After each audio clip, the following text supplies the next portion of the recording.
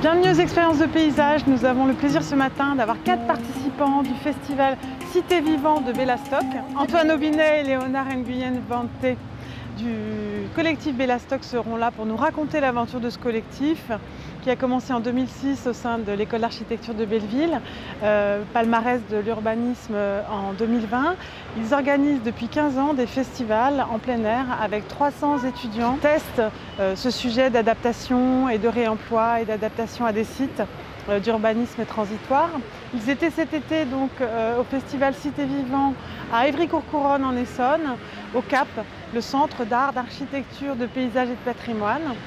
Maxime Bouet et Léonard Chaumontet, jeunes paysagistes concepteurs, ont participé à ce festival. Ils seront avec nous ce matin pour nous raconter comment ils ont guidé les jeunes architectes à conduire le vivant.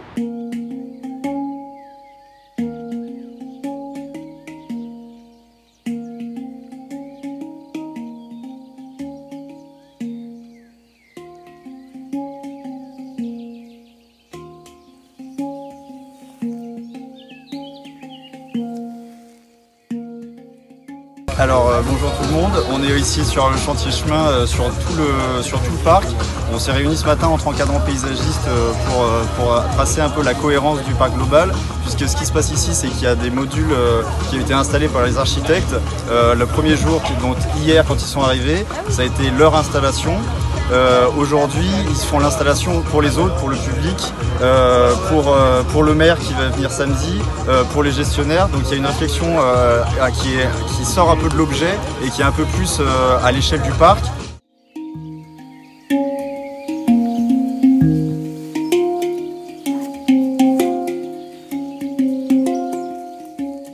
Ensemble, on a construit finalement l'histoire de ce lieu qui, à la fois, est un lieu de contemplation, je l'ai dit, mais aussi un lieu de réunion, puisqu'en fait une agora va se tenir ici et permettre de dialoguer à la fois entre humains et non humains avec la place du vivant au sein même de l'agora. Et les interventions principales ont finalement été d'être à l'écoute de ce qui s'est produit au fil des années d'abandon du site. Notamment ici, quand vous allez passer, vous pouvez observer une perspective qui s'est faite naturellement par l'alignement des arbres. On a finalement très peu eu d'intervention. Et donc ici on cherche à dessiner jusqu'à ce qu'on ne voit plus que c'est un dessin en fait. On cherche à avoir un effet spontané pour finalement que quand on s'en aille du parc, quand on retire les tentes, le lieu puisse de nouveau servir à la faune plus qu'à l'humain.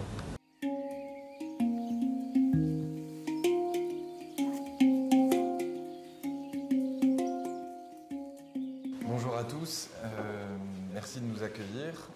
Donc on va ce matin essayer de d'une part vous raconter l'histoire de Bellastock, qui est aujourd'hui une coopérative de 12 architectes, urbanistes, ingénieurs, dont fait partie Léo également, qui est paysagiste et jardinier.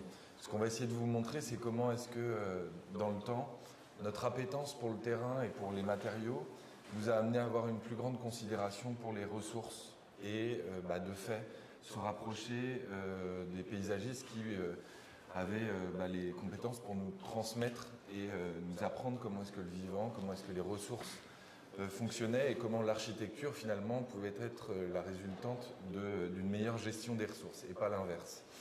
Donc on va vous présenter l'histoire, ensuite on va vous montrer le lieu qu'on est en train de créer, qui est une école de l'expérimentation, pour finir avec Léo et Maxime qui vont vous raconter le festival qu'on a fait sur place, puisqu'on commence à préfigurer cette école. Pour l'histoire du Bellastock, tout commence il y a maintenant 16 ans. On est à l'école d'architecture de Paris-Belleville et on est un groupe de jeunes architectes en 3e année et on commence à se demander comment ça se fait qu'on apprenne l'architecture sur papier, en chambre, comment ça se fait qu'on ne fait pas de terrain, pourquoi on n'est pas au contact des artisans, quelles ressources je mobilise quand je construis et quels sont tous ces processus. Et on se dit, il faut qu'on crée un événement au sein de l'école de Paris-Belleville, un exercice qui est assez simple, mais en soi, ça change beaucoup de ce qu'on pouvait faire dans nos cours. L'idée, c'était de concevoir, construire et habiter notre projet avant de le déconstruire à l'issue de l'événement. Ça paraît un petit peu simple, mais en fait, il y avait toutes les clés et les graines de ce qu'on allait développer, nous, dans le futur, et ce qu'on développe aujourd'hui dans nos projets. D'une part, le fait de dessiner un projet qui va être déconstruit, ça demande une certaine agilité, une forme de logique constructive pour que les choses se désassemblent facilement. Le fait d'habiter son projet, c'est se rendre compte qu'on peut se permettre qu'un projet il évolue en fonction de comment on habite et comment on vit, comment on utilise cette construction. On verra que ça a des répercussions sur la question du paysage. Et puis aussi une expérience collective. Comment est-ce que le fait de construire, le fait de partager un moment de projet, finalement crée des liens. Et on verra aujourd'hui que Bellastock travaille sur comment circule la matière sur des territoires pour créer du lien et créer une forme de connaissance sur les lieux. Donc le projet commence en 2006. Très vite, on se rend compte qu'on crée pas mal de déchets à l'issue de l'événement.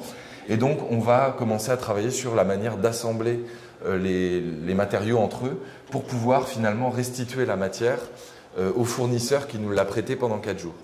Et en fait, c'est devenu une forme de... C'est devenu une règle qu'on s'est donnée quand on fait les projets, c'est de pouvoir désassembler assez facilement. Le projet grandit. En fait, on se rend compte que les étudiants en architecture de Belleville ne sont pas si différents de tous ceux de la région parisienne. Et il y a une vraie volonté de retourner sur le terrain. Et on passe très rapidement d'une centaine de participants à plus de 600 participants sur l'année où on a construit à partir du sable. Et c'est aussi la première année où on a eu un lien assez fort avec la question du site sur lequel on s'est implanté, puisqu'on a trouvé une carrière du côté de Carrière-sous-Poissy. Et l'idée, c'était que les matériaux allaient être utilisés pendant les 4 jours, puis restitués au sol, puisqu'on a simplement éventré ces sacs qu'on a utilisés. Le projet continue à grandir, limite un peu trop vite pour Bellastock, et on va faire une ville en gonflable en 2011. Là, il y a plus de 1300 participants. On n'a pas très bien géré nos inscriptions, ça nous a un peu dépassé. Mais bon, c'était un bon exercice pour voir comment est-ce qu'on pouvait réaliser ça à grande échelle. L'idée, c'est qu'on a aussi agrémenté le projet. On a fait des conférences avec des spécialistes dans les écoles en amont pour s'acculturer et se faire un bagage théorique avant d'aller sur le site en lui-même. L'exercice, il est assez simple, ça rejoint ce que je vous disais tout à l'heure. Il y a une phase de conception qui a été faite en amont, ils avaient fait leur patron, et puis ils réalisent, pendant le temps de la construction, nous on avait ramené des souffleries, et puis on a alimenté l'ensemble de la ville avec le souffle de cette machine qui est tombée en panne. Heureusement, on avait une moto. Donc on a fixé une moto sur le ventilo. La moto a roulé pendant près de 2 jours, mais elle a permis de faire habiter 1300 personnes. Donc c'est une moto qui nous a sauvés sur cette édition. 2012, c'est une année charnière parce que on travaille et on décide de s'attaquer à la question du réemploi des matériaux et comment est-ce qu'on peut envisager un déchet comme une ressource et finalement aussi transmettre l'idée à ces architectes qu'on peut faire feu de tout bois et finalement utiliser des matériaux pour construire. Donc on a fait un sourcing sur toute la région parisienne, sur le bois qu'on a pu récupérer, la moquette, tous les éléments des bouteilles, tous les éléments qu'on allait mettre à disposition des participants. Et la lampe que vous voyez au centre, elle est assez symbolique du passage de Bellastock à cette question de l'expertise réemploi. Aujourd'hui, c'est devenu un des secteurs de notre coopérative. Cette lampe, elle est faite avec des tubes sprinkler, c'est le réseau de tuyaux incendie du hangar Printemps qui était juste à proximité, où finalement les élus nous avaient dit vous pouvez aller démonter de la matière et vous pouvez l'utiliser, puisque Bellastock, quand on accueille ces 1000 participants, en amont, on construit les cuisines, les douches, les toilettes, toutes les infrastructures nécessaires pour qu'une vie collective et une vie de chantier puisse avoir lieu. Et donc ce que vous avez en haut, ce sont des sky domes, c'est ces éléments qu'on met sur une toiture pour faire arriver la lumière. On les a clipsés entre eux et ça a créé ces gouttes d'eau lumineuses suspendues au-dessus du site. Le festival, esthétiquement, c'était assez contestable sur le résultat, mais finalement, on avait quand même réussi le pari de se poser la question de qu'est-ce qu'on peut faire de nos déchets, comment on peut les envisager comme ressources. Et depuis, Bellastock, c'est devenu clairement un de nos axes de développement puisqu'on est reconnu pour notre expertise réemploi et on favorise la déconstruction de bâtiments, mais j'y reviendrai, je vous ai montré le premier projet qu'on a réalisé à la suite de ce festival. 2013, on commence à se poser la question du vivant. C'est la première fois qu'on va essayer, je dis bien essayer parce qu'on a fait pas mal d'erreurs. Greenwashing, c'était un clin d'œil à toute notre profession d'architecte qui utilise le vivant finalement comme une tapisserie. Enfin, c'est pour cacher et finalement on utilise cette notion. Et nous, notre erreur, ça a été d'arriver sur le site en ramenant des gaules de châtaignier pour pouvoir créer des squelettes, mais on a complètement fait comme si on arrivait sur une feuille blanche et on était du côté de Metz. Et c'est bien de cette erreur que on s'est nourri pour faire le festival de cette année où on a appris de notre erreur. Donc, partie de la feuille blanche, tout le monde a réalisé son petit squelette dans lequel on a habité pendant 4 jours. Et à l'issue de l'événement, on a planté le pied des structures pour que les squelettes se fassent réenvahir par le vivant et qu'on ait cette espèce de marque empreinte de la vie de 1000 personnes recouvertes par le vivant. Vous verrez qu'on a eu une toute autre approche pour le festival de cette année. Je continue avec les festivals qu'on a fait au fil de l'eau. Donc on a travaillé sur l'architecture et l'eau en 2014. Toujours avec cette même notion, vous voyez l'ensemble des matériaux qui sont utilisés sont assemblés, liés entre eux de manière à ce qu'on puisse les désassembler. Donc l'ensemble du bois que vous voyez sur le projet était déjà fléché vers un autre projet à l'issue de l'événement. Ce qui demande et ce qu'on demande aux participants, c'est de ne pas scier, de ne pas clouer, de ne pas visser, mais de pincer les éléments pour que nous on puisse les réutiliser à l'issue du projet. 2015, on a la bonne idée de travailler sur la question de la mobilité. Je dis la bonne idée parce qu'on s'est un peu échiné sur ce projet. L'idée, c'était de vivre 2 jours sur un site, parcourir 3 km avec les structures et redéployer le campement 3 km plus loin. Donc on a demandé aux participants de travailler sur des structures pliables et ils les ont transportées à l'aide de caddies, skates, mobylettes, vélos, tout ce qu'on a pu trouver d'objets roulants. C'était intéressant pour les participants, mais pour l'équipe Bellastock, ça a été un vrai challenge, puisque forcément cette cuisine que vous avez à l'image, elle devait servir un dîner le soir sur un site et le petit déjeuner 3 km plus loin le lendemain matin. Donc, on a élémentarisé chaque projet. Vous voyez, il y a déjà les roulettes qui sont prêtes pour que tout se déplace très vite. Une magnifique toiture qui ne fonctionne pas, puisque vous voyez que la goutte d'eau glissait et allait couler sur nos cuistots. Ça aurait mérité de mettre une petite jupette pour que ça tombe. Mais bon, voilà, on apprend aussi en faisant. C'est un peu le principe de Bellastock et de cette dimension expérimentale. À chaque fois, on s'améliore. 2016, autre année charnière. On se dit, ça fait 10 ans qu'on fait le festival et que c'est une très belle énergie, c'est un chantier, il y a beaucoup d'échanges. C'est très intéressant. Comment est-ce qu'on met ça au service d'un territoire et au service d'un projet urbain ? Comment est-ce qu'on utilise cette capacité à créer collectivement pour faire territoire et pour nourrir des projets urbanistiques ? Et c'est la naissance du secteur qu'on va appeler, secteur c'est pas très beau, champ d'activité de Bellastock qui est de l'ordre de l'urbanisme de transition.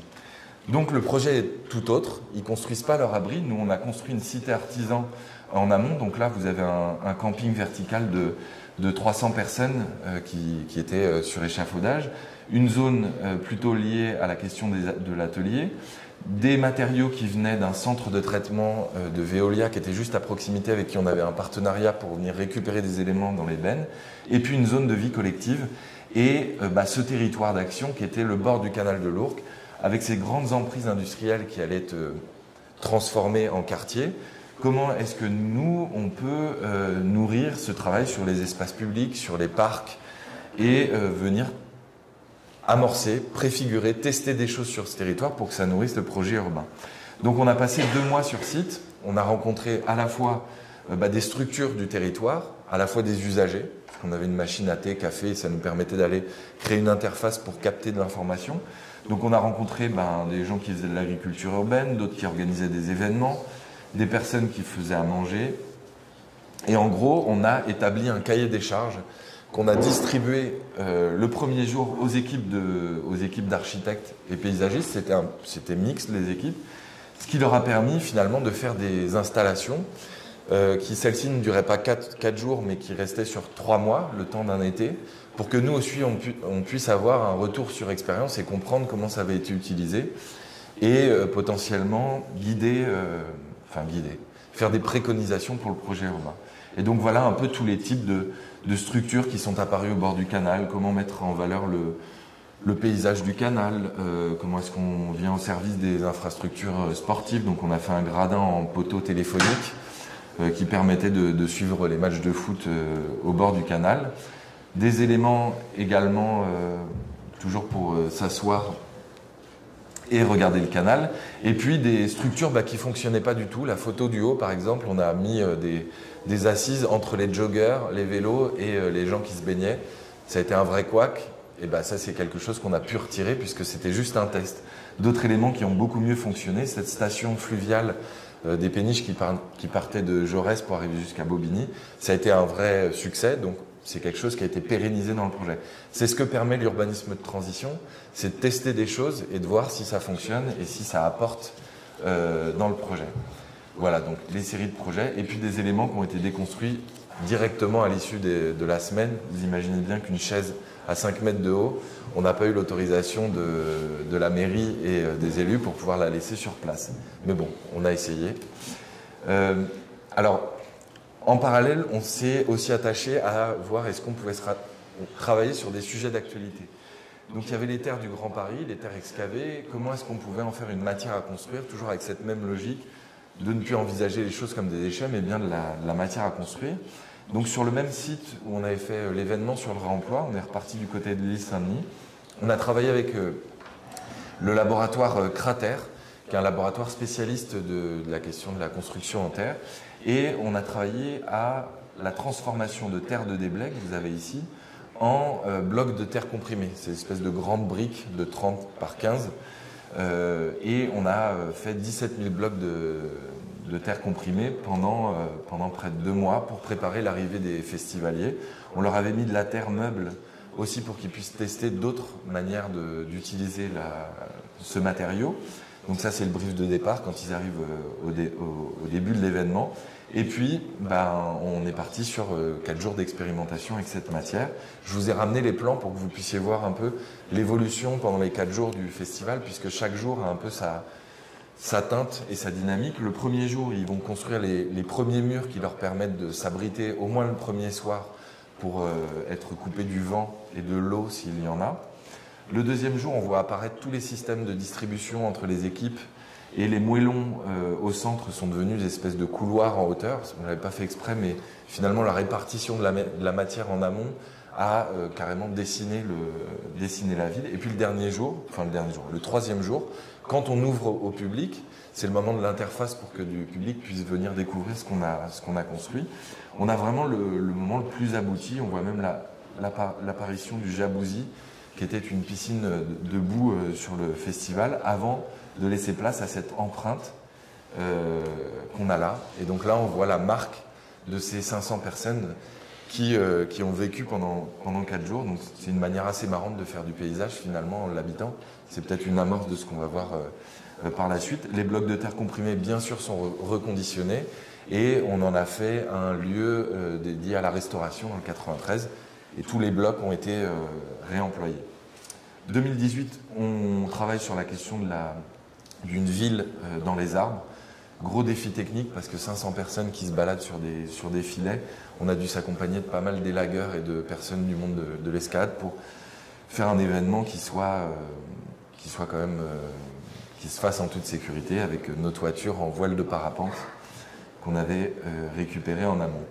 On s'est aussi attaché à découvrir d'autres matériaux, puisque c'est un peu le but aussi de Bellastock, c'est de se faire le porte-voix de certains matériaux qu'on n'utilise pas assez, malheureusement, comme la paille, où on a un réseau français de la construction paille qui est très performant, qui avance beaucoup, qui est assez précurseur même en Europe, un matériau qu'on a en abondance et que malheureusement on n'utilise pas assez dans la construction. Et donc on a ramené 17 000 blocs de paille qu'on a utilisé pour expérimenter. Bien sûr, on a rendu les bottes de paille à l'agriculteur qui nous les avait traitées à l'issue de l'événement. Donc, tout ce qu'on a appris, ça c'est ce que je viens de vous dérouler, là c'est presque 16 ans d'histoire. ça nous a donné quand même des clés sur nos manières d'aborder les projets. Et c'est ce que je vous disais tout à l'heure, finalement, ça a aussi été la colonne vertébrale qui nous a permis de développer des champs d'activité et de développer la structure. Je vous expliquais qu'on a aussi un peu agrémenté ce festival parce qu'au début, c'était quand même beaucoup de l'expérimentation et on laissait faire. Là, on a essayé d'amener des spécialistes, des encadrants et qu'on puisse avoir de la transmission aussi dans le cadre de ce festival pour que ça devienne une vraie école à ciel ouvert. HackLab, donc c'est le lieu dont je vous parlais tout à l'heure où on a fait notre première expérience sur le réemploi. Donc on est au nord de Paris, à l'île Saint-Denis.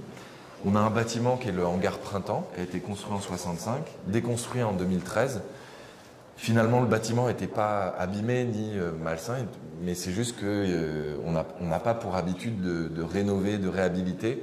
Donc, ce bâtiment est supprimé de la carte pour laisser voir le jour un écoquartier.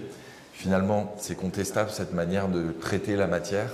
Et donc, Bellastock proposait et a proposé dans le cadre de ce projet de prendre le bâtiment comme une offre de matériaux et de l'intégrer dans la demande qu'était cet écoquartier pour faire des prototypes qui pouvaient être utilisés pour le lieu.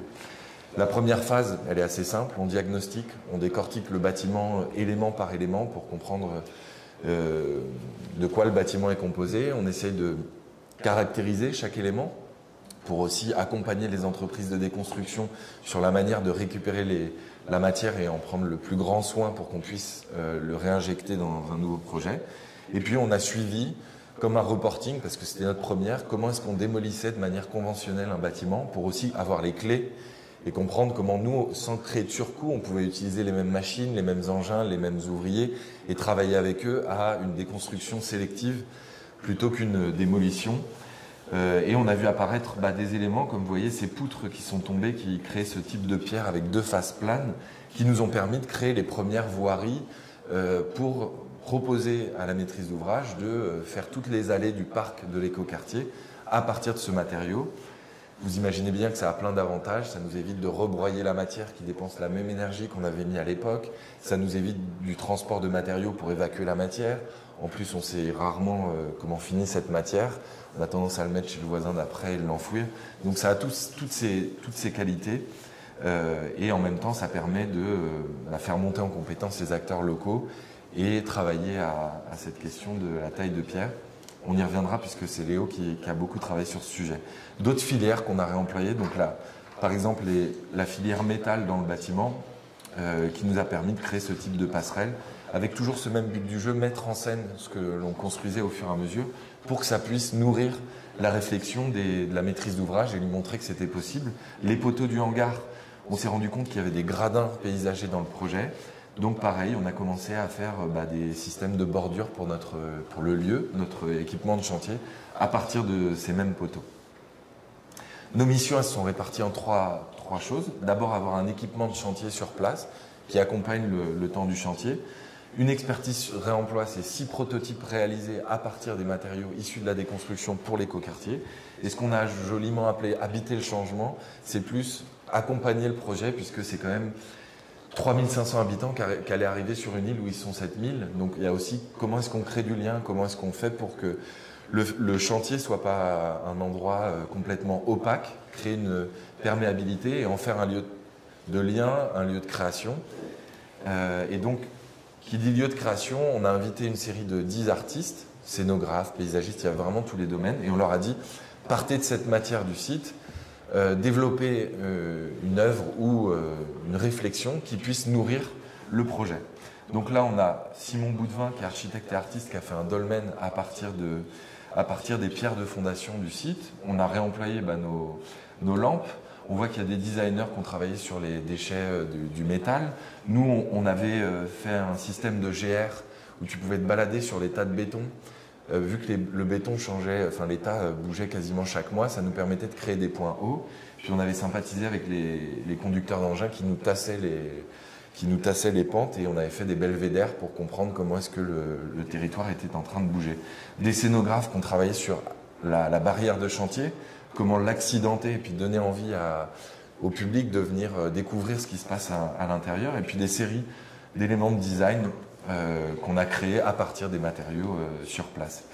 Donc il y avait dans nos lieux de travail un bureau pour faire la conception, un atelier pour transformer la matière, l'observatoire, on en a créé un autre puisque l'État bougeait trop, et enfin on avait le jardin expérimental, et c'est là où Léo est rentré en action et nous a permis de commencer à nourrir notre réflexion sur la question du vivant. Et donc je prends le relais. Oui. Moi ça va être un peu plus court puisque ça fait 9 ans finalement qu'on se connaît avec Bellastock. Je les avais rencontrés au Grand Détournement et à l'époque je travaillais avec l'atelier d'architecture autogérée. J'étais venu visiter la Samaritaine pour voir comment développer une recyclerie. Donc ça avait fait des petits aussi. J'ai travaillé avec Lina Matseos, Grégoire Sorel qui travaillait aussi sur la matériothèque et Margot Servante. Et là, dans cette image, ce qui est intéressant, parce que cette image, elle me parlait beaucoup, parce que moi, l'origine de mon travail, c'est plutôt de la guérilla gardening, travailler dans les espaces publics, jardiner, récupérer des plantes. Maintenant, on pourrait qualifier ça un peu de jardinier urgentiste, quoi. Et donc, cette image, elle faisait sens où, à l'époque, Lina avait récupéré tous les arbres, une grande partie des arbres qui poussaient sur la toiture des entrepôts du printemps pour les mettre dans le jardin. Et donc, elle avait jardiné des baignoires. Et donc, elle avait fait un petit îlot de palette et elle avait commencé à mettre ces plantes-là, ces jeunes arbres à l'intérieur. Mais après, voilà, c'était aussi le sujet pour faire des formations, des chantiers d'insertion avec Alage notamment. J'ai aussi travaillé sur les prototypes de Repart. Donc Repart, c'est 2 études passerelles pour le réemploi entre architecture et industrie, et qui du coup essayaient de s'atteler à cette question de réemployer, transformer les blocs de béton pour pouvoir les insérer dans des prototypes de jardinières, de pavage, le sol qu'on a vu en opus incertum dans les images d'Antoine, un escalier, on voit au fond. Et il y avait une question qui était assez forte et assez présente, on le verra après, mais qui était, pour moi, c'était une sorte de désert un peu avec tous ces gravats de béton. C'était une sorte de désert un peu social aussi, c'est-à-dire qu'on le traversait, mais c'était tellement chaud où on était dans les courants d'air. Donc je me disais, il faut qu'il y ait des plantes, il faut qu'il y ait des arbres pour que ce soit un vrai lieu de vie. Et donc j'ai commencé à faire venir des camions de broyat. C'était pour l'anniversaire de Lina, je m'en rappelle. Et je lui ai ramené un premier camion d'un ami élagueur qui me disait, à chaque fois que je mets un camion à Veolia, ça me coûte tant. Et en plus, ça part en bois énergie, donc c'est brûlé. Et je trouvais ça dommage, et lui il disait c'est un concentré de forêt, si tu mets ça sur le sol, les plantes elles arrivent très vite, elles recolonisent, et donc très vite on a vu apparaître des plantes herbacées, notamment l'orge des rats. Et je voulais aussi parler de cette chose-là parce que c'est une chose qui a été utilisée aussi sur le Cap, mais d'une autre manière. On a utilisé aussi des copeaux de bois pour marquer le site. Là, c'est plus une technique de jardin en lasagne. On a concentré de la matière et les rebuts des friches pour les entasser et faire une sorte de construction de sol accélérée pour pouvoir faire en sorte que les arbres... Et donc, il y avait un peu une sorte, pas de rivalité, mais moi, j'essayais de soutenir Lina en lui disant ouais, il faudrait pailler les baignoires. Et moi, je disais la question, c'est le sol ici, c'est pas forcément le hors-sol. Et elle disait oui, mais il faut travailler le hors-sol parce que le jour où on va partir du site, il faudra pouvoir emmener les baignoires et les amener sur un autre lieu. Et donc, moi, je me disais, bon, on va essayer de faire les deux, quoi. Et donc après, j'ai essayé du coup de cartographier un peu toutes les plantes. On voit un peu les zones bleues, c'était la première zone où on a étalé le broyat. Ensuite, il y a eu la zone en marron, et puis après des zones rouges. Et là, c'était un peu avant le festival de Ville des Terres. Et les flèches qu'on voit, c'était la matière qui devait être étalée le long de la clôture. Et bon, voilà, des petits couacs de communication. Donc, il y avait aussi toutes les plantes un peu qui avaient repoussé dans le broyat.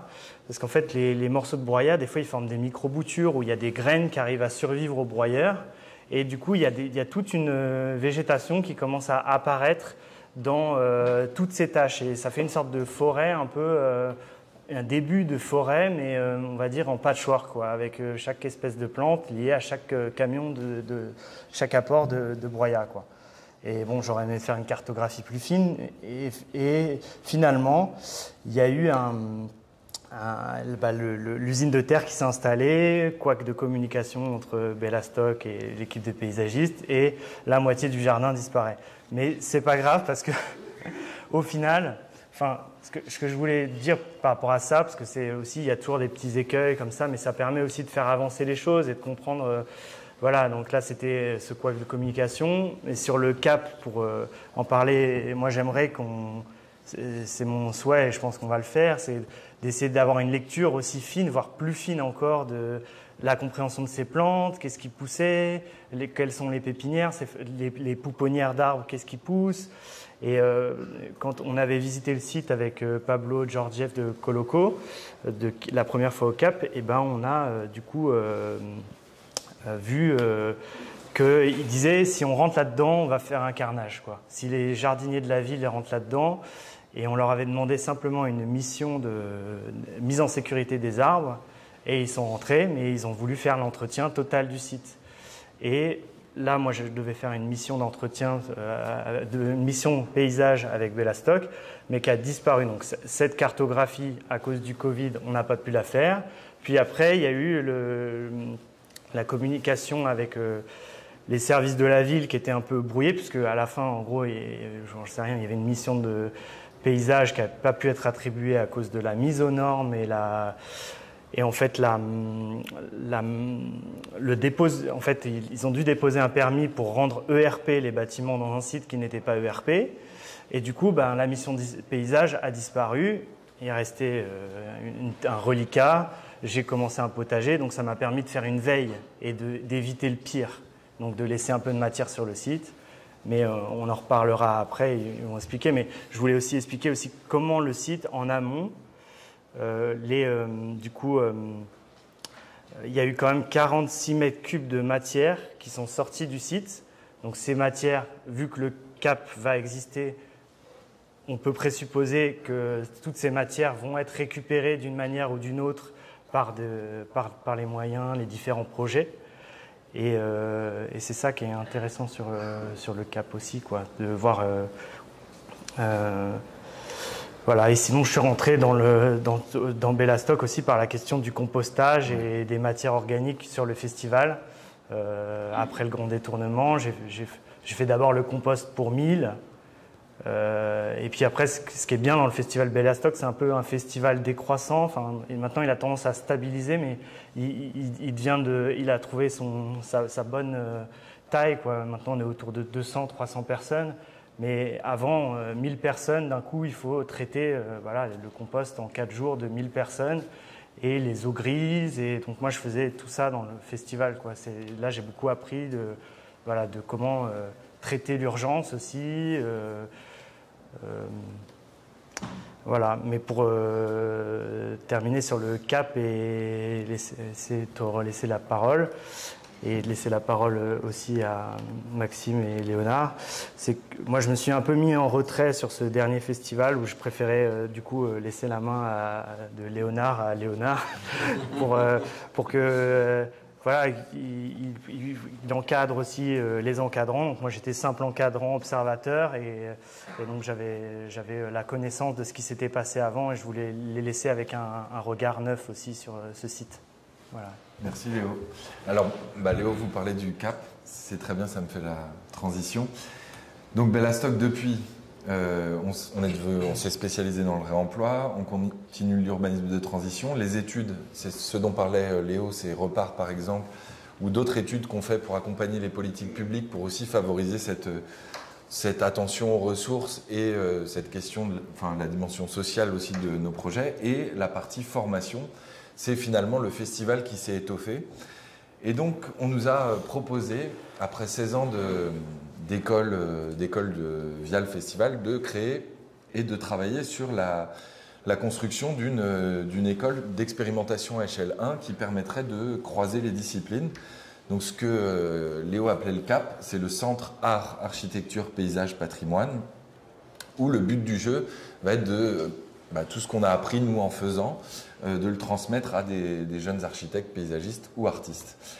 L'objectif, elle est un peu indigeste, mais parce que je pense que vous ne devez pas pouvoir réussir à lire. La jeunesse, c'est le ministère de la Culture qui mobilise le Bellastock pour créer cette école, accompagné des 6 écoles d'architecture d'Île-de-France, parce qu'on avait aussi cette facilité, puisque c'est des partenaires historiques du festival.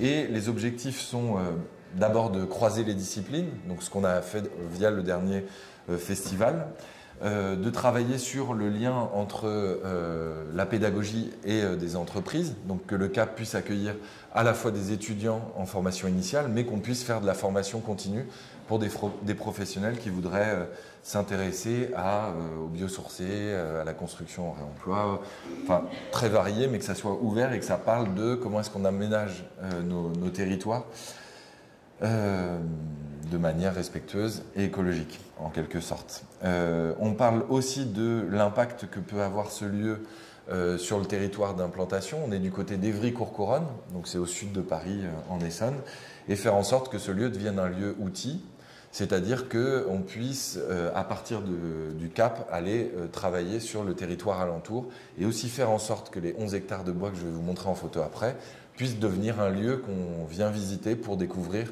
les expérimentations qui y seront menées. Le lieu, il est assez joli.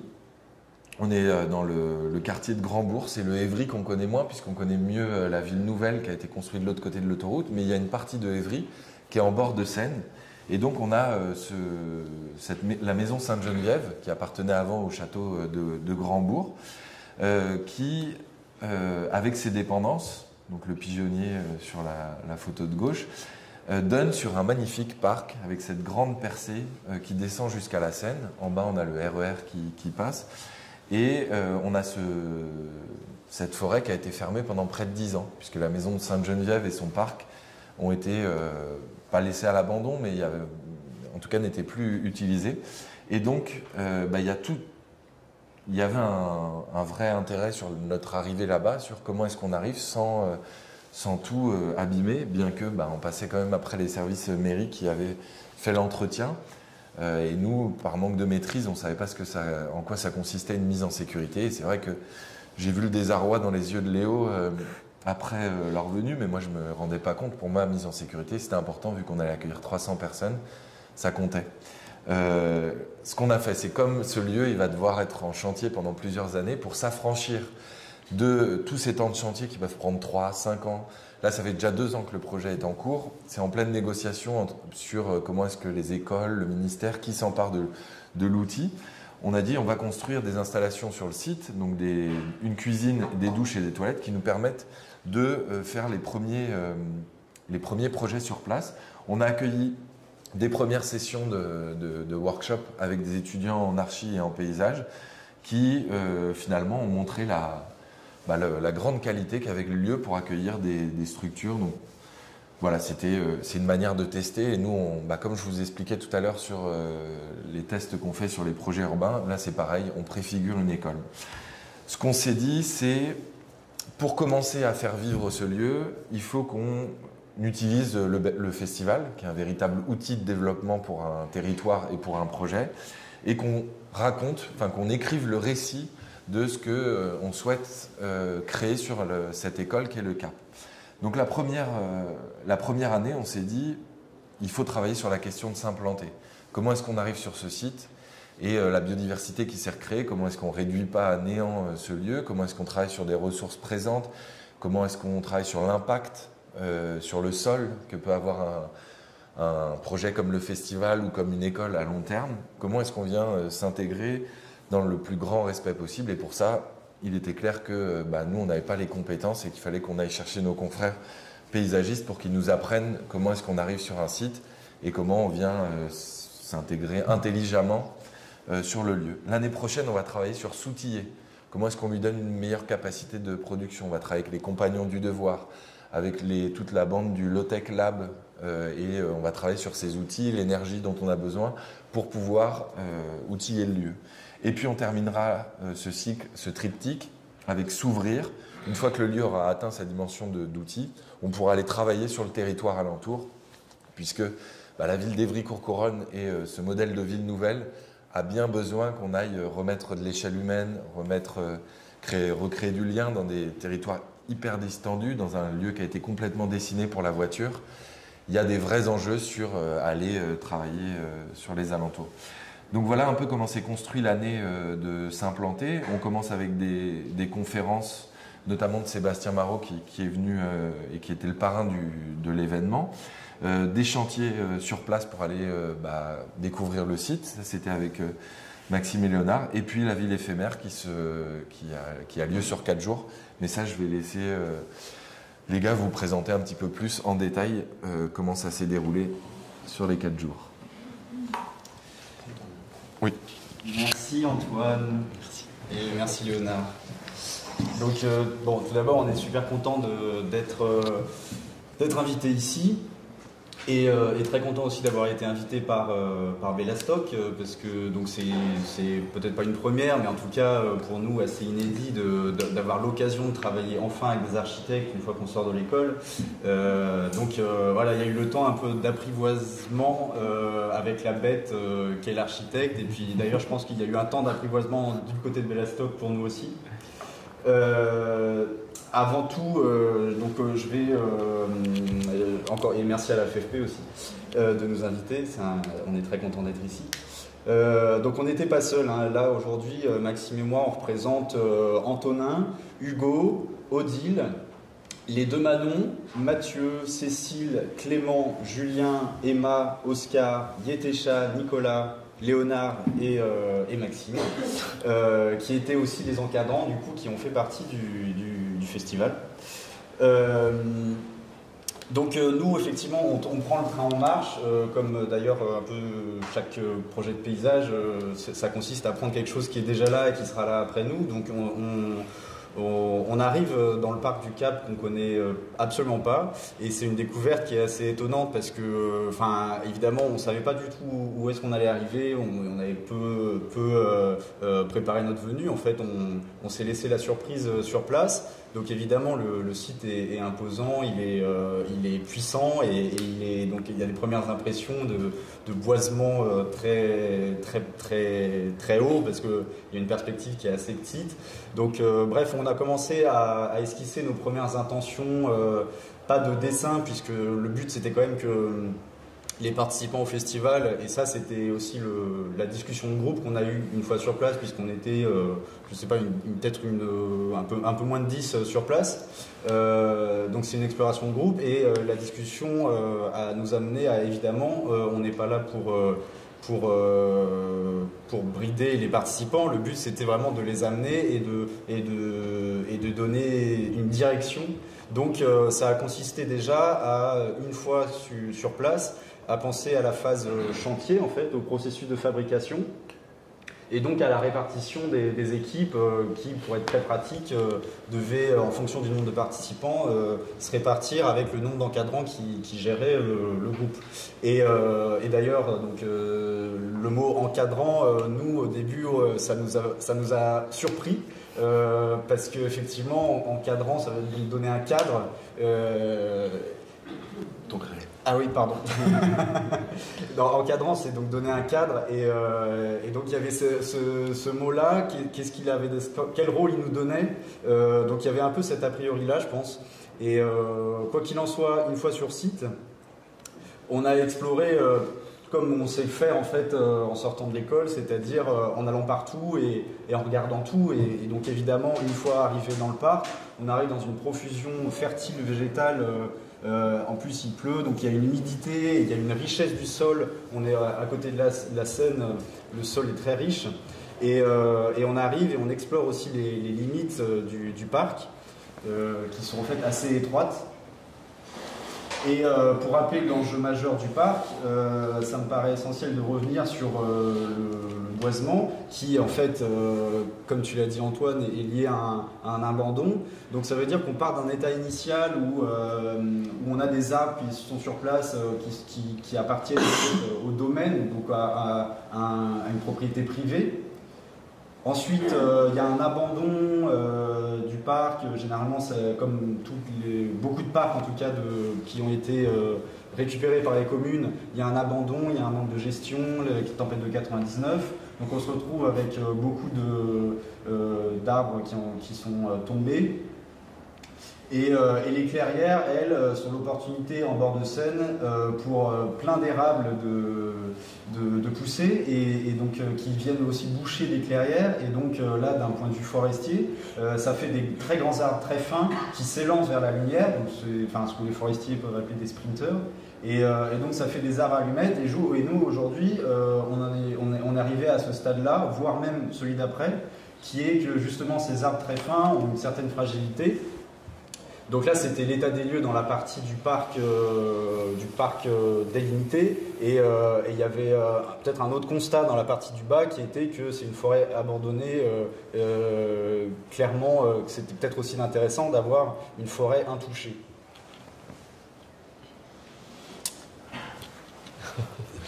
Je continue. Donc, sur cette exploration, on a cherché à voir au-delà des limites ce que pouvait offrir le site, à quoi était accroché ce site. Et on s'est rendu compte en fait qu'au fil des années de l'abandon du parc, par efficacité, rapidité, les services communaux avaient mis en sécurité le parc en le clôturant à certains endroits, ce qui pouvait finalement, ce qui rompait la connexion de ce parc et du château à la Seine, et ce qui avait fait finalement le pourquoi le château était installé en bord de Seine. Donc on a cherché à escalader, comme on peut le voir sur cette photo, et à aller au contact de la Seine pour comprendre justement le cheminement. Et on s'est rendu compte que, donc là vous voyez Léonard qui saute le mur, et en fait il le saute pour atterrir dans une venelle qui connecte la ville d'Évry, qui va au cœur de la ville d'Évry, jusqu'à la Seine. Et donc cette venelle, on voit qu'elle est enfrichée, elle est fermée, il manque notamment des plaques d'égout. Et donc en fait cette connexion est perdue dans la ville. Et finalement, quand on est dans la ville d'Évry, on ne sent pas vraiment la Seine qui est à côté. Donc on a poursuivi la visite et on s'est rendu compte qu'il y avait un passage qui passait sous la voie ferrée et qui permettait justement cette connexion à la Seine. Ce qui s'est traduit pendant le festival par le retrait d'une grille. Et en fait, on a permis le cheminement et cette connexion durant le temps du festival. Et on y reviendra après, c'est quelque chose qui n'est pas resté dans le temps et qui a dû être refermé pour des raisons de sécurité. Donc ici, on peut voir la connexion du site par rapport à la ville d'Évry. Oui, parce qu'en fait, je dirais que l'une des impressions qu'on a eues, c'est qu'on est arrivé dans un parc qui paraissait très grand et qui en fait était assez petit dans son parcellaire. Et c'était assez paradoxal. Mais donc voilà, en fait, ce qu'on s'est tout de suite dit, c'est en tant que paysagiste, pas encore diplômé à l'époque, mais on veut voir cet élément sel, cette infrastructure territoriale et son rapport en fait à la ville. Et ça, c'est donc pour une coupe très précise, hein, comme vous pouvez le voir, de la situation du parc, qui est intéressante de le rappeler, et qui touche la Seine. Donc il y a une succession avec, donc là on voit la RN7 qui est un peu plus loin, et en fait il y a plusieurs routes assez importantes, puisqu'Évry est une ville très routière. Il y a un lycée professionnel et il y a une succession comme ça de barrières qui imposent un éloignement de la ville à la Seine, puis ensuite le Cap, et ensuite enfin le RERD où heureusement il y a un petit passage, et puis le chemin de halage qui lui est plutôt parallèle à la Seine et qui est très intéressant. Sauf que ça c'était une ouverture pour la suite, et je dirais qu'il fallait quand même se concentrer aussi sur le temps du festival. Qu'est-ce qu'on peut faire aussi sur 3 jours, parce que c'est aussi ça la contrainte. Donc justement sur le temps du festival, il y avait un des enjeux, des besoins primaires des participants était de construire des cabanes. Donc chaque encadrant avait 15 étudiants avec lui à encadrer justement. Et donc l'implantation des cabanes était choisie par les participants. Et ça a été intéressant de voir qu'il y avait certains participants qui avaient participé aux éditions précédentes organisées par Bellastock et qui spontanément voulaient installer la cabane. La première chose qu'ils voulaient faire, c'était ça. Et donc ça a été riche en discussions à ce moment-là pour justement inverser les modes de pensée et se dire que si on fait un festival sur le vivant, il faut d'abord prendre en compte le vivant, prendre en compte les ressources et l'accès aux ressources pour finalement installer les cabanes. Ce qui a mené finalement à une installation tardive dans la journée, donc les participants étaient un peu angoissés de dormir dehors. Il faut rappeler que la cabane telle qu'on nous l'avait montrée se montait en 1 heure et le fait de, parce qu'il y a aussi une contrainte, on nous avait dit 1 heure, hein, et en fait ça a pris la journée. Donc là ça montre bien qu'il y a l'épreuve de la pente déjà dans le parc pour aller trouver les matériaux du module et qui est vraiment très présente. Et puis le travail de groupe et puis aussi l'apprivoisement de l'encadrant avec ses participants, etc. Ce dialogue, quoi.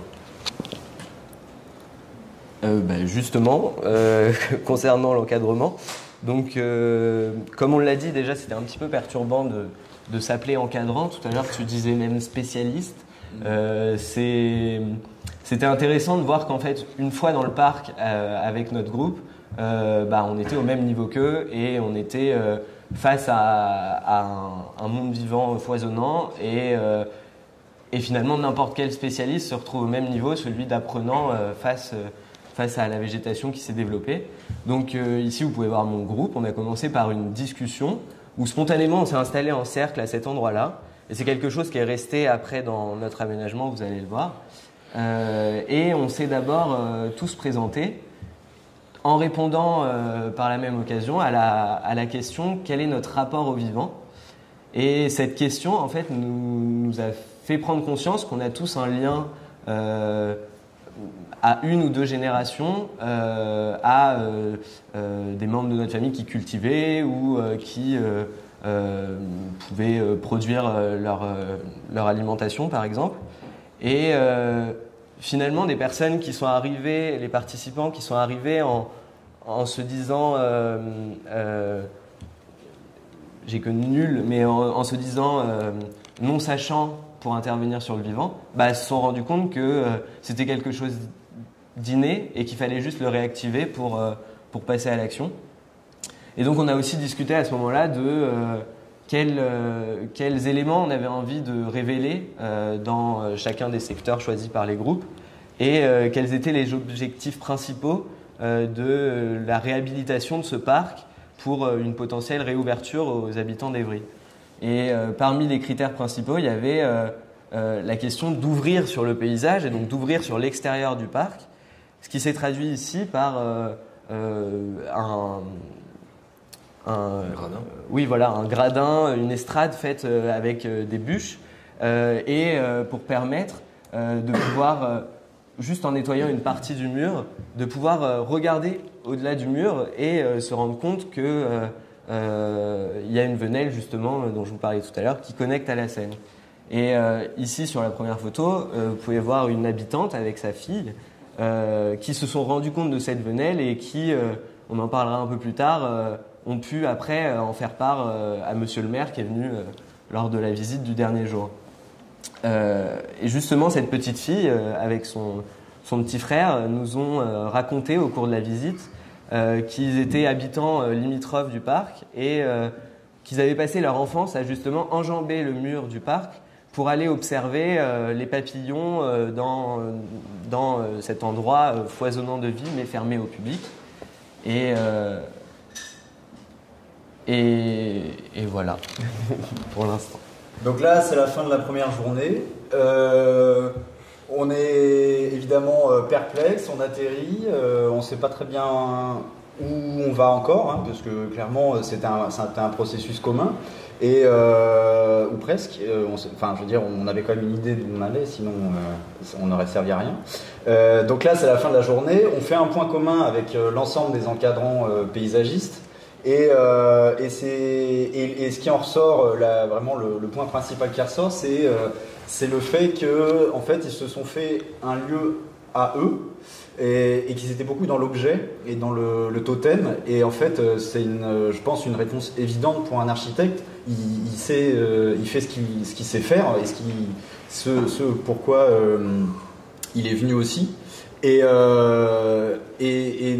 c'est à ce moment-là que dans la discussion qu'il y a eu un basculement et qu'on s'est dit qu'il fallait faire un point le lendemain sur que le lieu qu'ils ont fait pour eux, ils doivent le faire pour les autres vivants. Et donc c'est-à-dire les visiteurs, évidemment les plantes, et le maire, les gestionnaires. Donc il y avait aussi cette question-là qui venait. Et sur le soir, voilà, on était vraiment perplexes de ce qui s'était passé. Et justement, ce soir-là, on s'est aussi rendu compte qu'il y avait un déséquilibre dans les ressources que chaque groupe avait sur son secteur, avec notamment, par exemple, un groupe qui était à l'endroit du sous-bois justement entretenu par les services municipaux avant le festival. Et donc les services municipaux qui avaient fauché le sous-bois et donc ils n'avaient plus rien du tout si ce n'est des arbres en vie. Et d'autres groupes comme celui qu'a encadré Léonard qui avaient ici des tilleuls qui étaient donc partis en ancienne tête de chat en fait, voilà, et donc qui sont partis en fût très droit et qui nous ont permis notamment d'être redistribués sur l'ensemble du parc pour construire des plessages qui venaient délimiter le cheminement. Puisque, et ça d'ailleurs c'est venu des participants, ils se sont rendus compte que très vite le site était piétiné de toutes parts, parce que 200 personnes qui parcourent le parc toute la journée, forcément ça impacte le sol. Et donc d'eux-mêmes, ils ont voulu créer des limites, créer des obstacles pour guider le cheminement dans le parc. Moi je trouve qu'il y a beaucoup de choses à dire sur cette photo, notamment déjà que leur dire que dessiner dans l'espace avec des matériaux plus ou moins morts, mais avec des matériaux naturels et s'en servir pour accompagner des dynamiques, donc notamment les déplacements, c'était possible. Et donc la question du viaire, des chemins, elle a commencé à vite se poser parce que donc dès le départ, de toute manière, même en amont du festival, elle était là. Mais effectivement, dans le festival, on se rend compte que ça va vite, ça va très vite. La végétation dans la perspective, c'est des orties, donc il y a des zones d'évitement, il y a des choses qui se dessinent, des lignes de désir. Et donc nous, ça a été aussi un sujet de débat, puisque quel chemin on met en valeur, est-ce qu'on impose des chemins, parce qu'il très vite il y avait cette histoire, ce mot de sanctuariser des zones et d'autres pas. Et donc le deuxième jour, ça a été aussi une remise à plat, et la consigne, c'était de ne pas utiliser le mot sanctuaire qui pouvait être dangereux pour plusieurs raisons, et notamment sur le fait que du coup des zones sanctuaires deviennent intouchables, alors que le sanctuaire, il me semblait qu'il donnait un peu une barrière, au contraire, à ce qu'on sanctuarise, c'est plutôt ce qu'on laisse de côté, mais c'est pas ce qu'on abandonne, c'est des zones d'apprentissage aussi, et ça participe au reste, notamment au chemin. Donc là, sur cette photo, vous avez un exemple justement de ce qui s'est fait les premiers jours sur l'objet. Ici, vous avez un robinier faux acacia qui était le seul à cet endroit-là à pousser, qui était pris dans la végétation. Et donc, la zone a été défrichée autour pour lui laisser la place. Et très vite, les participants ont construit cette espèce de mobile qui venait protéger le robinier avec un panneau indiquant attention au bébé robinier faux acacia. Et ce qui est intéressant, c'est qu'on est retourné sur site avec Léonard il y a maintenant 2 semaines, donc 1 mois après le festival. Et il se trouve que ce robinier est mort parce que justement il a été peut-être trop touché, ou peut-être que les conditions dans lesquelles il évolue ont changé trop brutalement. Donc c'est intéressant de voir que la sanctuarisation dont tu parlais, finalement parfois l'intervention de l'homme est un peu en trop, finalement. Et c'est là, c'est sur ce principe-là, pour illustrer le propos des dynamiques, que s'il avait été fait une mise en défend, un travail sur la lumière pour empêcher le piétinement, et puis laisser au robinier, qui est quand même une essence de pleine lumière, la place, il aurait été mis plus en valeur finalement puisqu'il se serait développé. Alors, et là, c'est une maladresse qui est complètement normale, je veux dire, mais qui illustre bien ce qui s'est passé entre le totem et l'accompagnement des dynamiques. Donc là, mise au point du deuxième jour pour le dernier jour et qui était la finalité, c'était aussi, et c'était notre challenge, c'était l'ouverture au public avec les habitants d'Evry, le maire, des acteurs, etc. Donc cette contrainte-là, elle nous poussait et c'était le but de laisser quelque chose déjà d'accessible et donc de rendre accessible et de donner à voir. Et là-dessus, ce qui a été dit justement sur le matin du deuxième jour, et tous les participants sont partis en tête et ont commencé la journée avec cette idée, c'est l'idée de réfléchir à l'échelle du temps dans chaque action qu'ils pouvaient faire, que ce soit de couper une branche, de piétiner ou de déverser les restes de leur repas par exemple.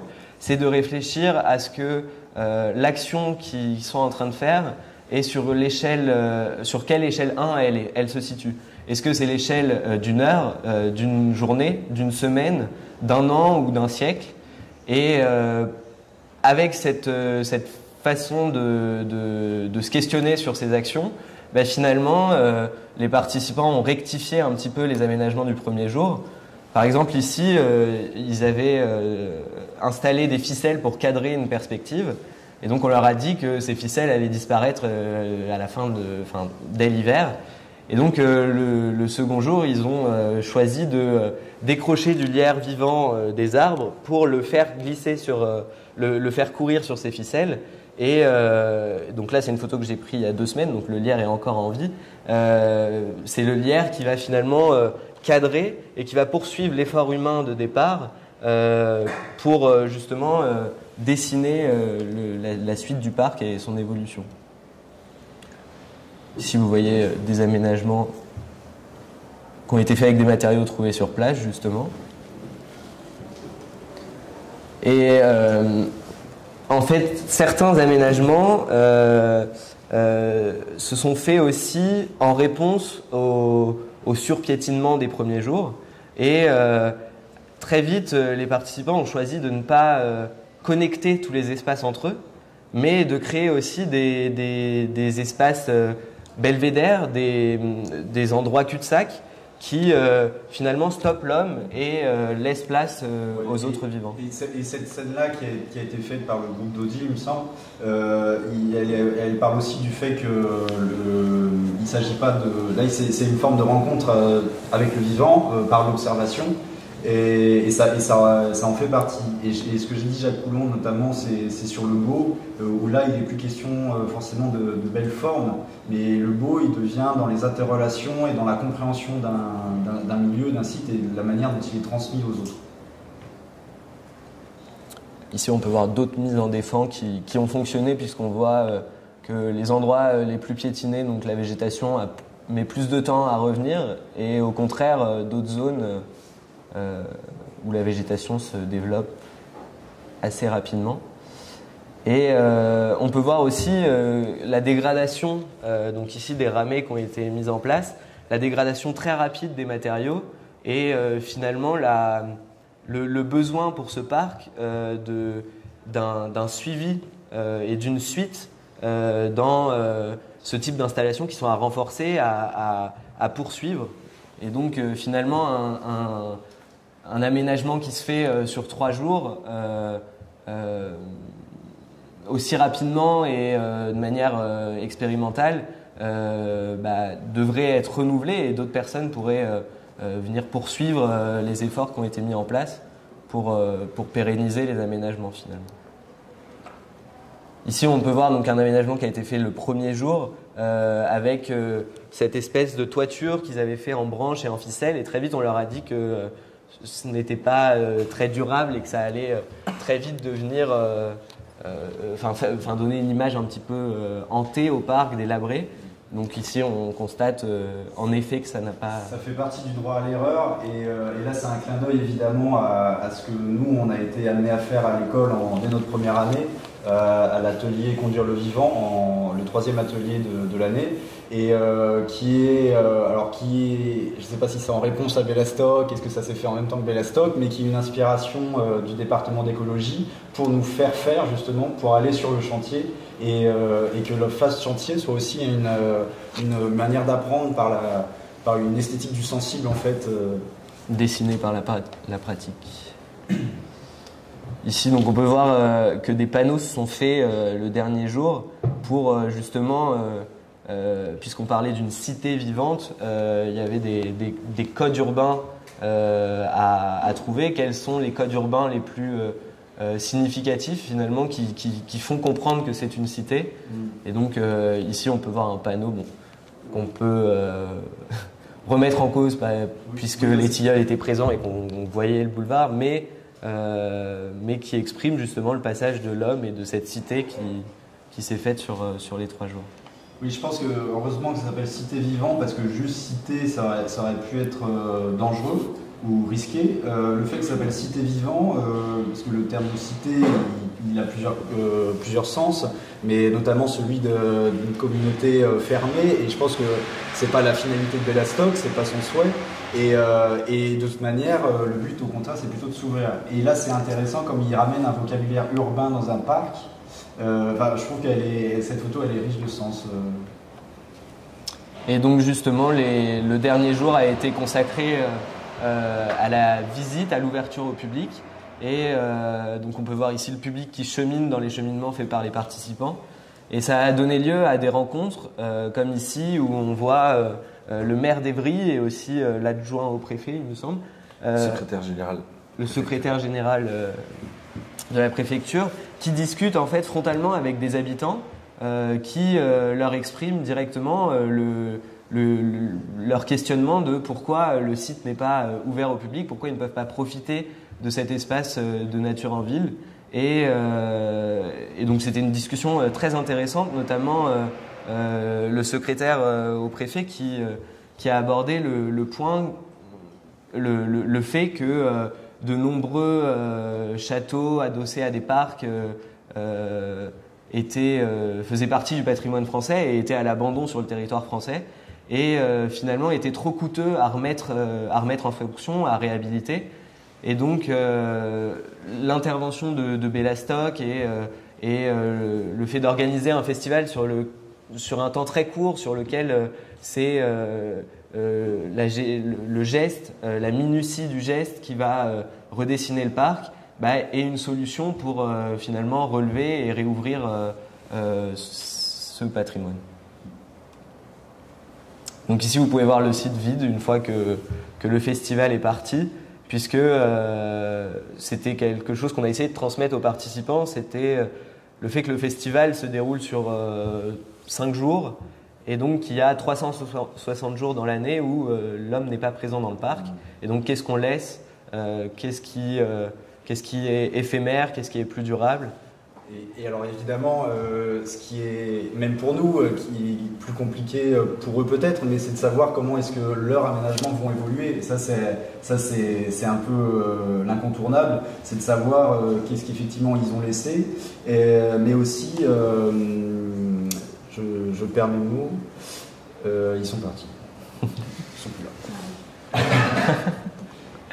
Et voilà, merci beaucoup, merci de nous avoir écoutés.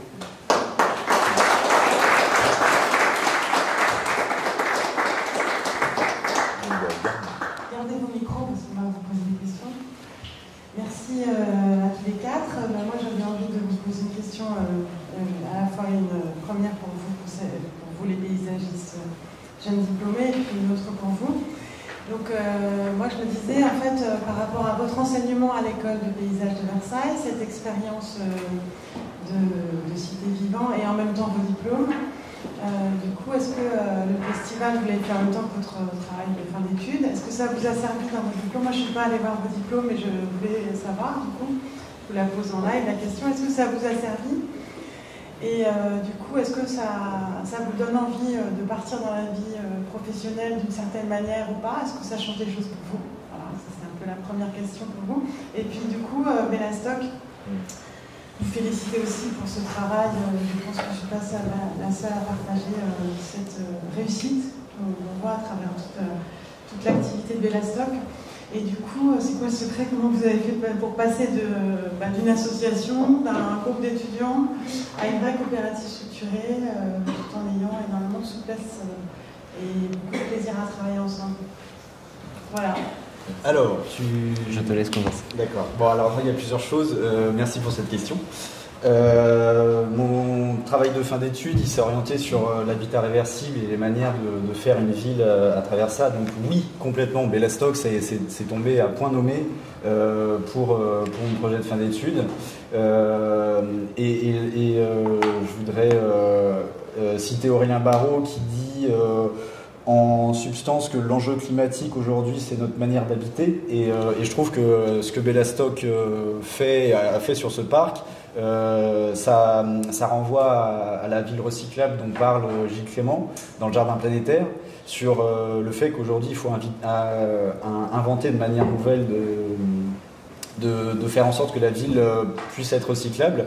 Et la cabane, c'est évidemment pas une réponse figée, puisque c'est encore une architecture primitive, mais le fait qu'ils aient habité dans ce lieu-là, qu'ils se soient implantés, où déjà je pense que ça pose une question énorme aux architectes, même aux paysagistes, c'est de savoir déjà par rapport au terrain, parce que les cabanes, c'était cet habitat réversible qui est un module qui peut se mettre ici ou ailleurs, mais qui, quand il s'implante forcément avec ce qui existe et qui n'est pas juste de l'ordre du contexte, qui est de l'ordre du symbole.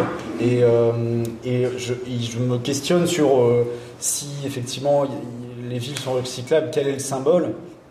Et je me pose la question de savoir si le parc, pendant ces 3 jours de festival, où était le symbole, et je me demande si c'était pas le parc en fait en lui-même, le symbole vivant, qui faisait le lien en fait dans cette forme d'habitat un peu primitive, voire un peu dur pour les festivaliers le soir. Parce que il y avait des fêtes et il n'y a pas de mur, donc ils étaient en contact direct de la nature, quoi. Et d'autre part, j'étais en stage en agence chez Laure Planchet, que je salue au passage, à ce moment-là, en juillet. Donc j'ai fait une coupure pour Bellastock. Et je trouve que le fait d'avoir basculé dans un bureau d'agence et à Bellastock, qui a été une profusion, un moment très fertile à la fois dans les relations et dans le chantier et dans les idées, mêlées en plus à la réflexion sur le projet de fin d'études. Ça a été très intéressant de passer donc d'une position statique assise à cette profusion aussi là, et je pense que même si je dis des évidences, il faut quand même rappeler que l'un ne va pas sans l'autre, et que je trouvais que du coup de retourner en agence avec l'expérience qui s'est passée pendant le festival, c'était génial, et ça fait que ouvrir les portes. Et l'inverse, c'est-à-dire passer de l'agence au festival, ça donne forcément différents points de vue qui sont extrêmement prolifiques. Et moi, j'ai donc en parallèle du festival, je travaillais sur mon projet de fin d'études au sujet de la reconstruction de la ville de Beyrouth à partir de l'Être fleuve qui traverse la ville. Et en fait, quelques semaines avant le festival, je m'étais rendu à Beyrouth et j'avais pu constater justement un élan collectif des habitants à vouloir, par nécessité, à vouloir produire leur alimentation sur notamment les friches qui se trouvent dans la ville. Et finalement, par temps de crise, un retour à la nature presque vital. Et donc le festival, moi, m'a aidé à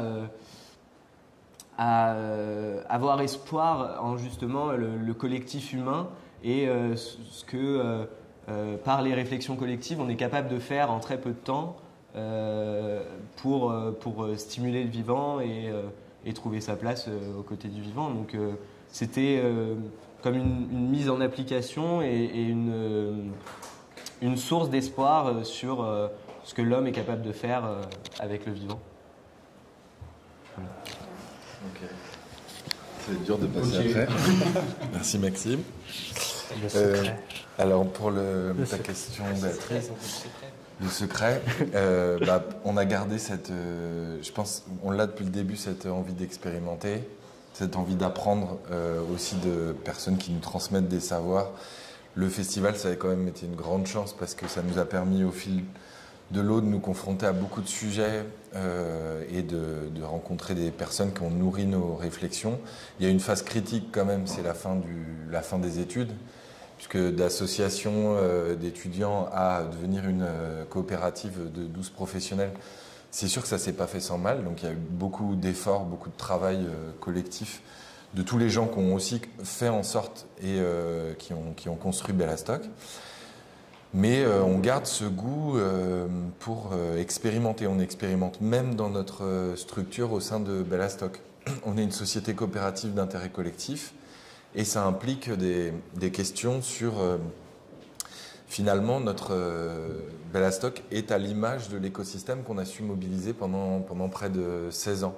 Et donc on a des collèges, bon, je ne vais pas rentrer dans les détails juridiques, mais c'est assez intéressant. On a organisé les gens qui nourrissent Bellastock par groupe d'artisans, des institutionnels, et on se donne rendez-vous chaque année pour remettre en question Bellastock, pour pas que nous on s'endorme non plus sur nos lauriers et que les champs d'activité que je vous ai montrés tout à l'heure soient quelque chose de figé dans le marbre. On continue à se questionner, à questionner notre métier, le questionner vis-à-vis de confrères qui nourrissent nos réflexions. Donc le secret, je pense, c'est d'être toujours attentif et de continuer à se remettre en question, quoi. Et le droit à l'erreur aussi, on se permet. Pour poursuivre un peu sur la question du secret, je crois que c'est toi, Antoine, qui m'avais dit ça, c'est qu'il faut aussi que chaque personne ait un peu sa liberté aussi de pouvoir s'approprier le projet de la même manière que Léonard, peut-être tu t'es un moment pris la responsabilité, ils t'ont fait confiance d'encadrer les encadrants, ou alors Guillaume Louis, qui est le plasticien, Louis Guillaume qui est plasticien qui a commencé à faire une installation en stipa, en graines de stipa, ou Ben avec sa structure en bambou. Moi, j'ai fait le choix de rester en retrait et de continuer mes histoires de compostage et de récupérer les matières du site pour en faire un compost. Et du coup, un compost qui générait la forme d'un futur potager. Et donc voilà, c'est ça aussi, la question de l'optimisme, un peu activiste. Et bon, je voulais aussi poursuivre cette expérience de paysage j'ai ramené des graines et je voulais vous en donner à la fin pour que vous repartiez avec et plantiez chez vous des petites graines de fèves. C'est ce que j'aurais fait si j'avais été au Cap. Et si on avait été là tous ensemble, on aurait planté pour que ça puisse se poursuivre. Très bien, on va continuer un peu à explorer les questions, les remarques que vous avez dans la salle. Si vous avez envie de demander des précisions. Oui, vous parlez fort. Oui. Bonjour, je suis Madame, je suis journaliste. Moi, j'ai des questions pour les deux jeunes diplômés. Je suis désolée, je ne retiens pas les prénoms. Maxime et Léonard. Maxime et Léonard. Sur la question des échelles, parce que vous abordez un peu le sujet d'abord avec une échelle de structure géographique. Comment est-ce que le lien les accroche entre un usage urbain et la Seine, enfin voilà, toutes ces questions-là.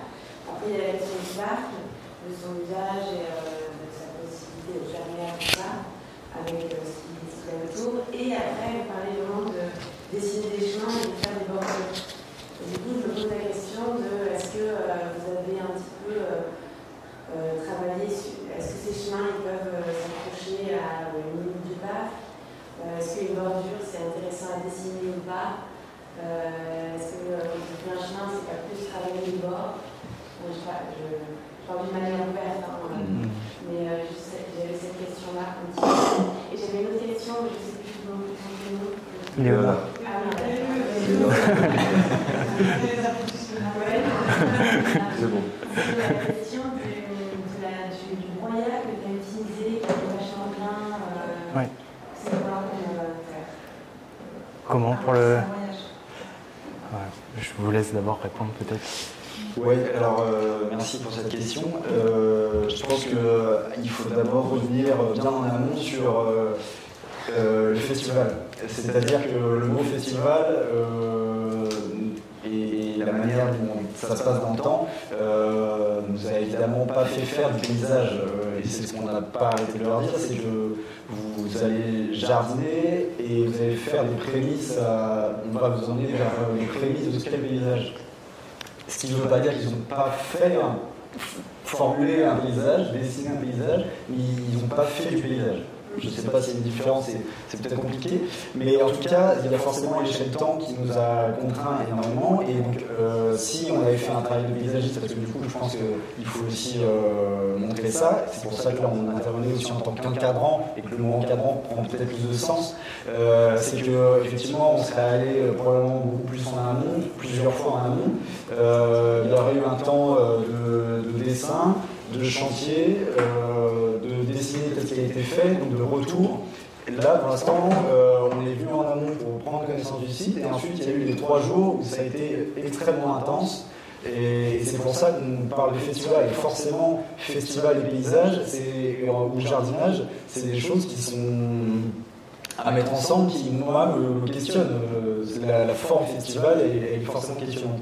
Et ensuite, sur ce qui est des chemins, pour répondre de manière très pratique, on a voulu rendre accessible. Donc là, on a utilisé l'énorme quantité de broyat que nous avait fourni la ville, et en tout cas les collectivités alentours, et qui était une ressource abondante, pas idéale pour du bois, parce qu'on a finalement on a fait ce qu'on avait, quoi. Et donc ce broyat-là, où il a dessiné des chemins, et pour répondre de manière très pratique, on l'avait orienté de telle façon à ce que ça ne suive pas forcément un axe d'entrée, parce que d'ailleurs, je fais une parenthèse, mais Belastock a eu la très bonne idée de faire entrer les festivaliers par le château, et donc ils traversaient le château, donc on était un peu à vol-compte, et ensuite on atterrissait dans le parc. Et donc ce chemin-là, on l'a volontairement orienté en direction de, alors là il n'y a pas de plan, mais en direction des accès du château, pour ouvrir une réflexion sur tiens, pourquoi est-ce que le chemin n'est pas dans l'axe parce qu'on arrive. Non, il est légèrement décalé parce qu'on avait parlé très tôt pendant les réunions avec les gens de la mairie de murs à abattre. Il y avait un mail de tilleul qui était très serré, donc on était déjà dans l'optique de on va casser les murs, etc. Donc il y a peut-être et le fait de décaler légèrement le chemin qui était un peu en broyat pour un déplacement de vous, c'était un peu dans cette optique-là, de voir dans l'après. J'ajouterais justement au sujet des bordures, qu'en fait on a essayé aussi de laisser la liberté aux participants de faire selon leurs pensées, enfin selon ce qu'ils voulaient sur l'instant, en fonction de ce qu'ils rencontraient comme matériaux par exemple. Et ce qui a été fait, donc il y a eu une grande diversité de bordures justement, et ça a été source de discussion après sur les derniers jours, sur justement pour pouvoir montrer les erreurs, si on peut appeler ça des erreurs, puisque finalement on travaille avec de la matière organique qui va se décomposer, donc l'erreur est éphémère, mais c'était aussi source de discussion et d'apprentissage aussi pour les participants. Et donc moi je poursuis sur la question du broyat.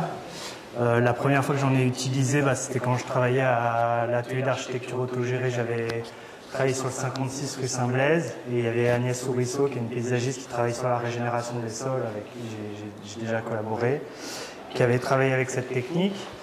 Et donc ça me paraissait évident sur ACLAB d'utiliser cette technique, et on collaborait avec un élagueur, François Xavier, qui irrigue tout l'Est parisien et sans qui moult jardins partagés n'auraient même pas pu exister, notamment dans le bas Montreuil et le bas de Bagnolet.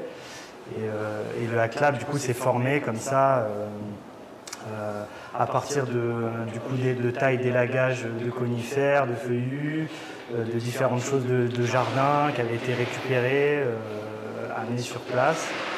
L'idée c'est qu'on l'étalait, parce qu'en fait tu peux pas, dès que tu fais plus de 6 mètres cubes, tu mets plus de 6 mètres cubes de matière à un endroit, tu es considéré comme installation de compostage. Et du coup, pour contourner cette norme, on l'étalait en disant que c'était du paillage. Et du coup, l'institution l'a remarqué au bout d'un moment parce qu'on avait largement dépassé les limites du cadre Act Lab.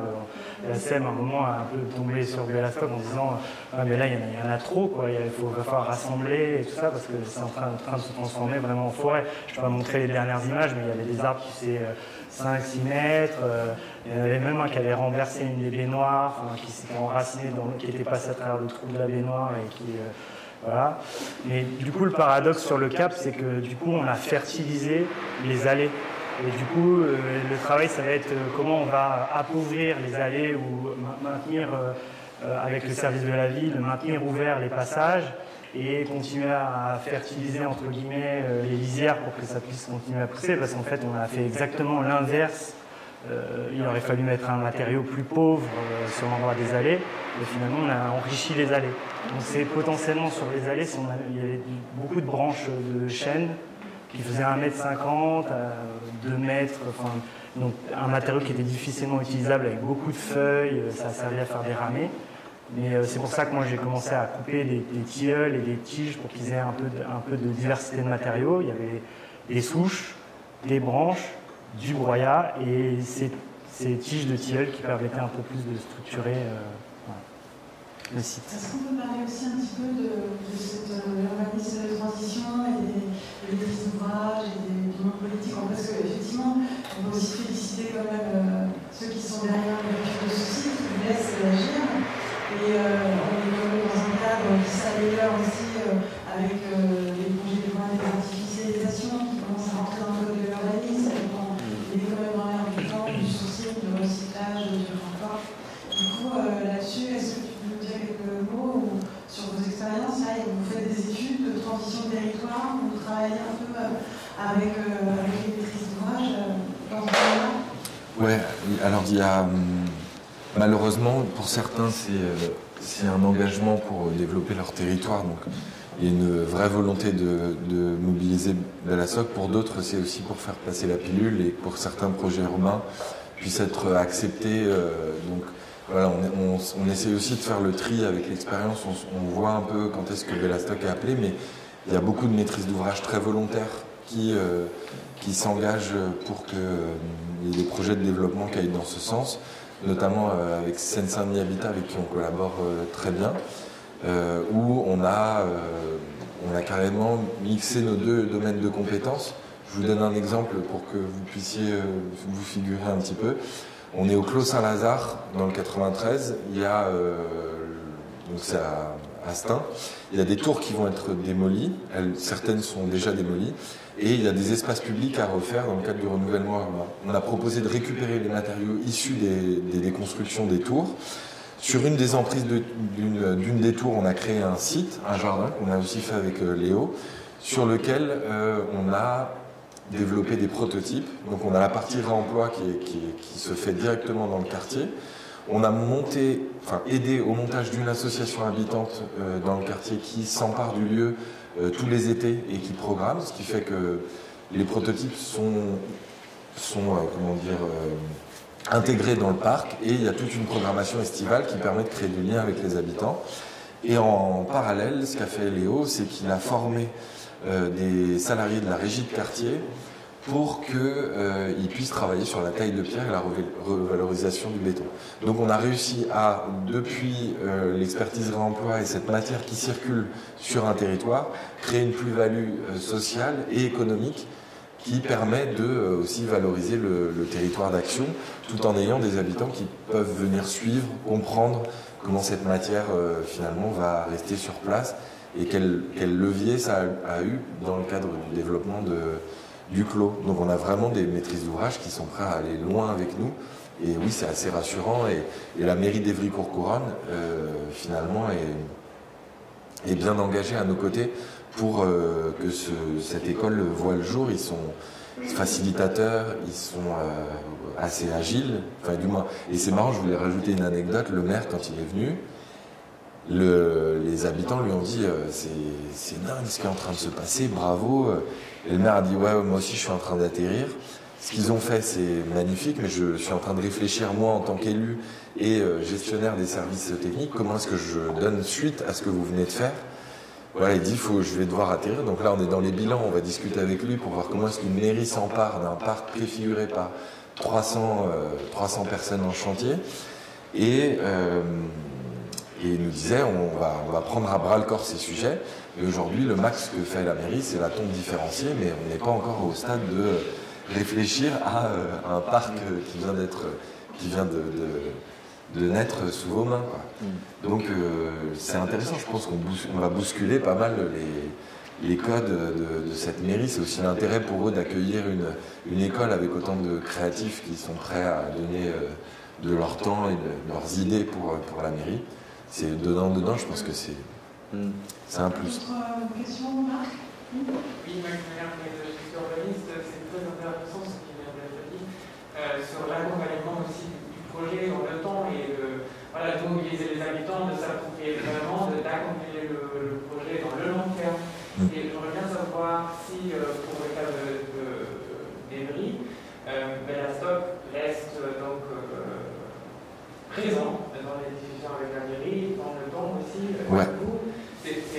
Il y a un relais vers la population à un moment, certes, mais est-ce que vous, en tant que Bellastock, vous voulez rester en contact avec le projet aussi dans la longue durée? Oui, on travaille. Donc, déjà, c'est une mission qu'on nous a donnée il y a 2 ans, de fédérer les écoles. Donc, depuis, il y a des enseignants de chaque école et on a des groupes de travail avec des enseignants de chaque école, un groupe territoire où on va retrouver la région, la préfecture, l'agglo, la mairie, et on essaie d'avoir des discussions croisées et de temps en temps on réunit tout le monde pour faire avancer le projet. Donc oui, c'est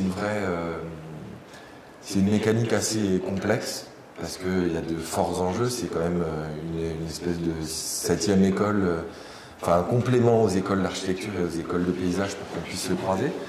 Mais oui, nous, c'est là où c'est très excitant, c'est que c'est après 16 ans de festival où on a essayé on se cherchait sur comment est-ce qu'on peut apprendre en faisant. Là, on nous donne l'opportunité que ça devienne une forme d'école. Au contraire, on est très très impliqués et on essaie de voir comment est-ce qu'on peut rentrer dans le projet, mais en même temps, c'est pas un lieu qui doit être piloté par Bellastock. C'est un lieu qui doit appartenir au ministère de la Culture pour des écoles d'enseignement supérieur, pour que ça puisse se croiser.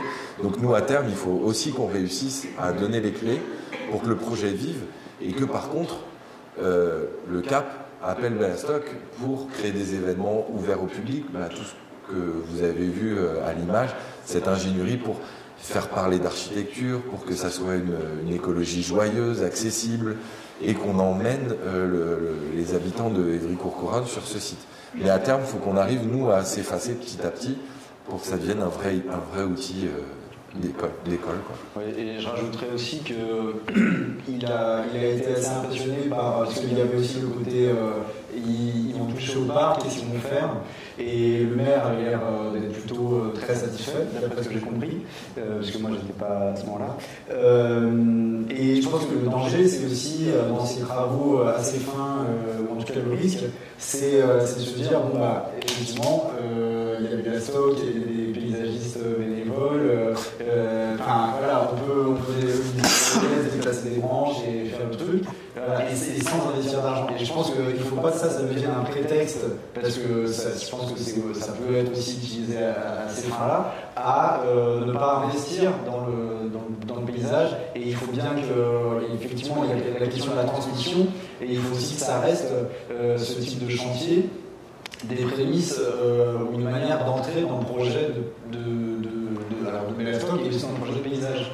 Et pas que ce soit la finalité. Ce qui n'empêche pas d'ailleurs que la valeur jardinière qu'il y a eu ne s'efface, au contraire. Qu'elle soit plutôt intégrée, mais dans une conscience, un projet plus global. Et juste sur la question des habitants, pendant le festival, il y a une journée qui est ouverte au public en fait, et du coup, cette année c'était particulier puisqu'on a eu le pass sanitaire qui est venu un peu se mettre en avance. Donc on a eu un peu moins de monde que ce qu'on espérait. Mais la mairie est très friande, elle souhaite qu'il y ait beaucoup d'événements, que les habitants soient invités, des associations des écoles locales. C'est un travail qui va se poursuivre. Mais pendant le festival, moi j'ai rencontré une dame qui jardinait le long du quai de Halage et qui se fait détruire toutes ces installations, tout ça. Et donc, moi, c'est pour ça que je me suis concentré sur la partie potagère et entre les bâtiments pionniers et tout ça, parce que ça me semble important d'avoir aussi quelque chose qui puisse accueillir aussi les voisins et qui s'approprie aussi le projet, pas comme un projet qui est parachuté aussi, qui arrive et eux, ils ont l'impression d'être pas du tout pris en compte, quoi.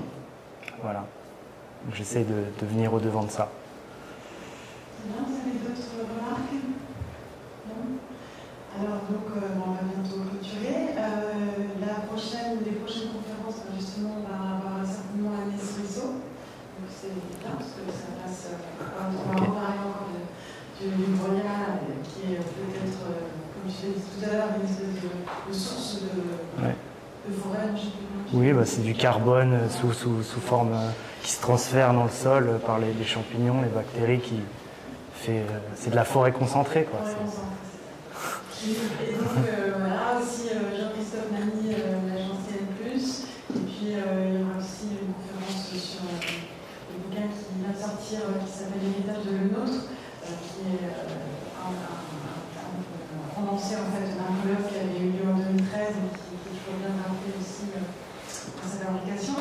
Et donc merci à tous, c'est vrai que c'était important de vous avoir ce matin et de pouvoir commencer à parler de tout ça au sein de la Fédération du paysage. On est très contents et bonne continuation. Merci.